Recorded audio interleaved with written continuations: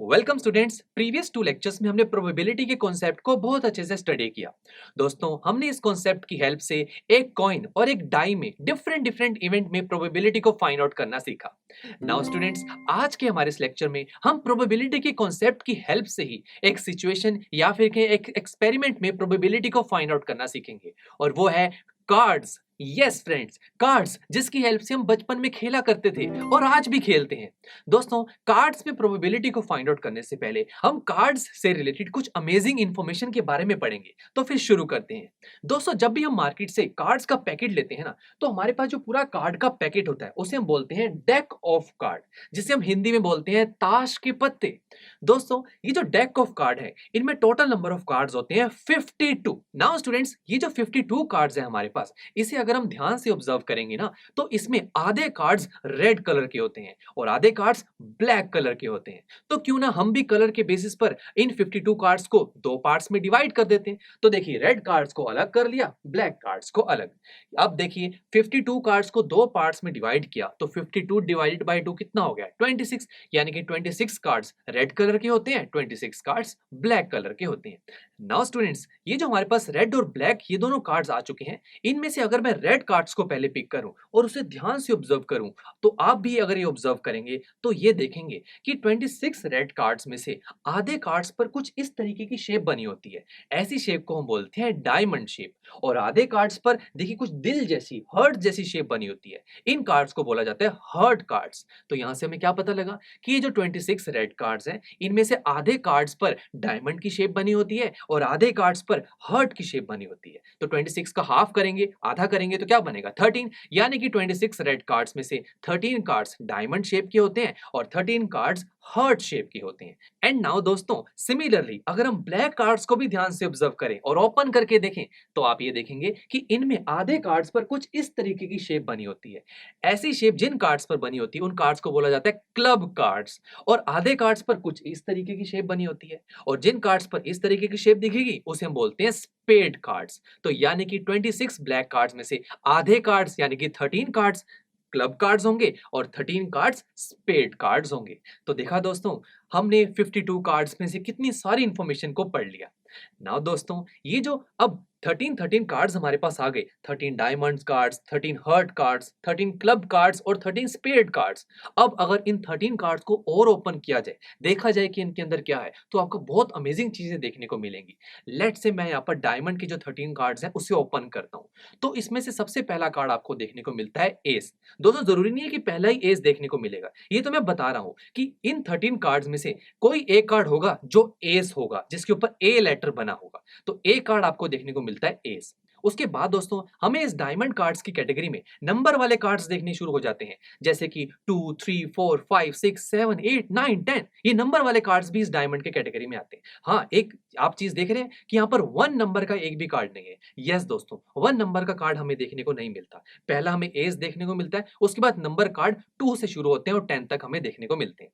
तो ये तो टोटल 10 कार्ड्स हो गए, बट हमने तो 13 कार्ड्स देखने हैं ना, डायमंड में 13 कार्ड्स हैं, तो बाकी 3 कार्ड्स कहाँ हैं? ये दोस्तों बड़े अमेजिंग है। देखिए, तो अब अगर मैं यहाँ पर डायमंड की कैटेगरी से 11th कार्ड को पिक करूं, तो मुझे एक बड़ा सरप्राइजिंग सा कार्ड देखने को मिलेगा। एक ऐसा कार्ड जिसके ऊपर एक फेस की इमेज लगी होगी और इस कार्ड पर एक जे नाम का अल्फाबेट भी होता है। तभी इस कार्ड को बोला जाता है जैक कार्ड। नाउ स्टूडेंट्स, अगर मैं यहाँ पर 12th कार्ड को पिक करूं, तो इस कार्ड पर भी एक क्वीन का फेस लगा होता है। दैट्स व्हाई इस कार्ड को हम बोलते हैं क्वीन कार्ड। और अगर मैं इसी कैटेगरी से लास्ट 13th कार्ड को पिक करूं, तो इस कार्ड पर एक किंग का फेस लगा होता है। दैट्स व्हाई इस कार्ड को बोला जाता है किंग कार्ड। तो देखो कितना इंटरेस्टिंग है, यहां पर हमारी डायमंड की कैटेगरीज में 3 ऐसे कार्ड्स हैं जिनके ऊपर किसी एक फेस की इमेज लगी होती है। और दोस्तों, सिमिलरली जब आप यहां पर हर्ट की कैटेगरी के 13 कार्ड्स को ओपन करेंगे, तो आपको यही सेम सीरीज देखने को मिलेगी। सबसे पहला होगा एस, उसके बाद 2 to 10 आपको नंबर वाले कार्ड्स देखने को मिलेंगे, एंड नेक्स्ट वही same jack, queen and king. आप सोचेंगे फिर फर्क क्या है? यहां पर तो डायमंड और हर्ट वाली कैटेगरी के दोनों कार्ड्स रेड कलर के ही दिख रहे हैं, सीरीज भी सेम है, तो पहचानेंगे कैसे, डिफरेंशिएट कैसे करेंगे? दोस्तों, शेप से करेंगे ना डिफरेंशिएट, बिकॉज डायमंड की कैटेगरीज के कार्ड्स के ऊपर डायमंड की शेप बनी हुई है और हर्ट के कैटेगरीज के कार्ड पर हर्ट की शेप बनी हुई है। तो यहां पर कलर्स सेम है, तो यह डिफरेंशिएट कैसे करेंगे? इनकी शेप्स से डिफरेंशिएट करेंगे।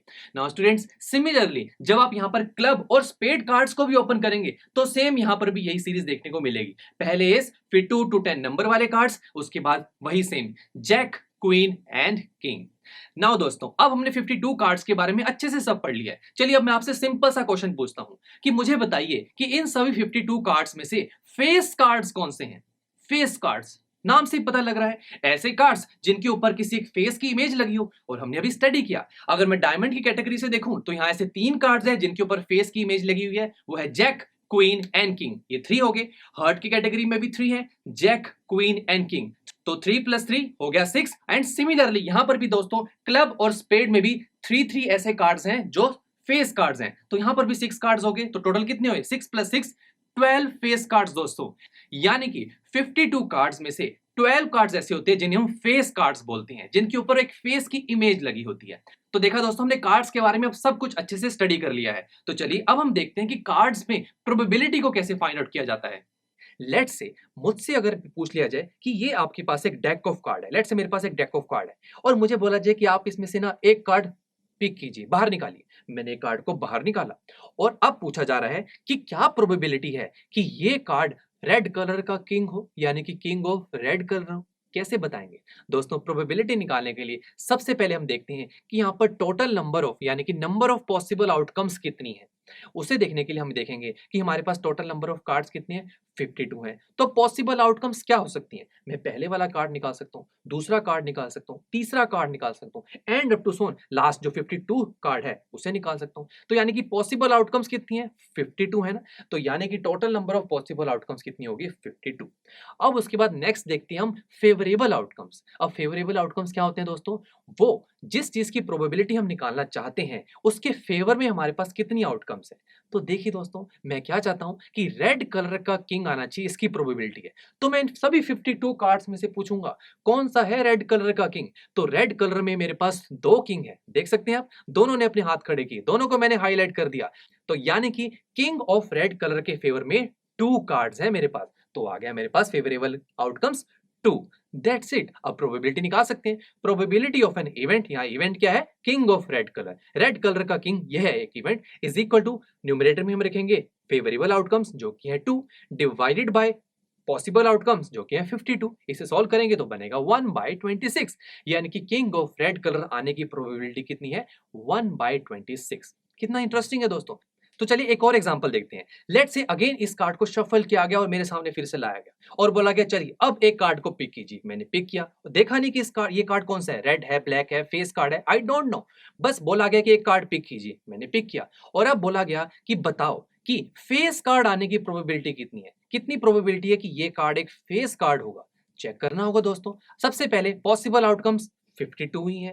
अब फेवरेबल आउटकम, यानी कि जिस चीज की प्रोबेबिलिटी निकालनी है उसके फेवर में कितनी आउटकम्स हैं। मुझे क्या निकालना है कि फेस कार्ड आने की प्रोबेबिलिटी कितनी है। तो मैं सभी 52 कार्ड्स में से देखूंगा फेस कार्ड कौन कौन सा है। दोस्तों मैंने अभी तो बताया आपको कि हमारे इस 52 कार्ड्स में टोटल फेस कार्ड्स कितने हैं?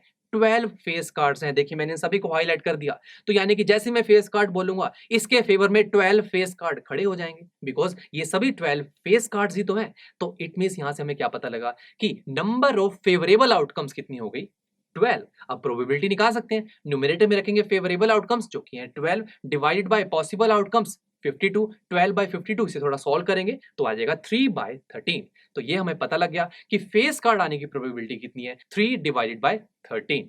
नाउ दोस्तों चलिए एक और देखते हैं, बड़ा ही इंटरेस्टिंग हो रहा है। एक और देखते हैं। लेट्स से मेरे पास फिर से 52 कार्ड्स दिए गए और बोला एक और कार्ड निकालो। मैंने एक कार्ड निकाला, 52 कार्ड्स में से एक कार्ड निकाला, और अब बोला अब बताओ क्या प्रोबेबिलिटी है कि ये कार्ड डायमंड की क्वीन है, क्वीन ऑफ डायमंड है। कैसे बताएंगे दोस्तों? अब अगेन पॉसिबल आउटकम्स 52 है, फेवरेबल आउटकम्स किस चीज की प्रोबेबिलिटी निकाल रहा हूं?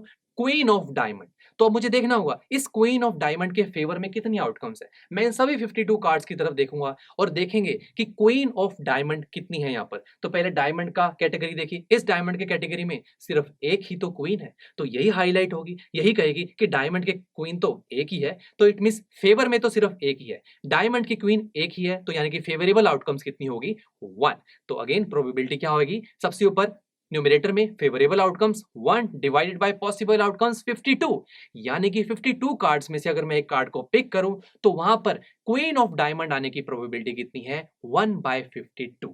तो देखा कितना इंटरेस्टिंग होता जा रहा है। अगर आपको इन सभी 52 कार्ड्स के बारे में अच्छे से पता है तो आप प्रोबेबिलिटी कितने इजी तरीके से निकाल सकते हैं। चलिए दोस्तों, अब हम नेक्स्ट लेक्चर में अपने इस प्रोबेबिलिटी चैप्टर के एग्जांपल्स को सॉल्व करना शुरू करेंगे। दोस्तों, इन सभी एग्जांपल्स में हमारे पास डाई, कॉइन, कार्ड्स, इन सब के केस देखने को मिलेंगे। बट दोस्तों, इनके अलावा भी बहुत सारे एग्जांपल्स ऐसे हैं जिसमें डिफरेंट डिफरेंट सिचुएशंस में हम प्रोबेबिलिटी निकालेंगे। और दोस्तों, बिल्कुल घबराने की जरूरत नहीं है। अगर आपका प्रोबेबिलिटी का कॉन्सेप्ट स्ट्रांग हो चुका है ना तो अब आप ऐसे एग्जांपल्स को भी बहुत इजीली हैंडल कर सकते हैं और बहुत इजीली हम मिलकर इसे सॉल्व करेंगे। तो फिर मिलते हैं दोस्तों नेक्स्ट लेक्चर में, जहां पर हम इस चैप्टर के एग्जांपल्स को सॉल्व करना शुरू करेंगे। तो दोस्तों, see you in the next lecture. I am sure students, आपको ये लेक्चर काफी पसंद आया होगा और ऐसे ही मजेदार तरीके से अपने हर एक कॉन्सेप्ट क्लियर करने के लिए डाउनलोड कीजिए PUStack ऐप को, जहां पर आपके पास और भी बहुत सारे ऑप्शंस होंगे, जैसे कि back exercise solutions, tip videos, sample papers and much more. So what are you waiting for? Download the app now.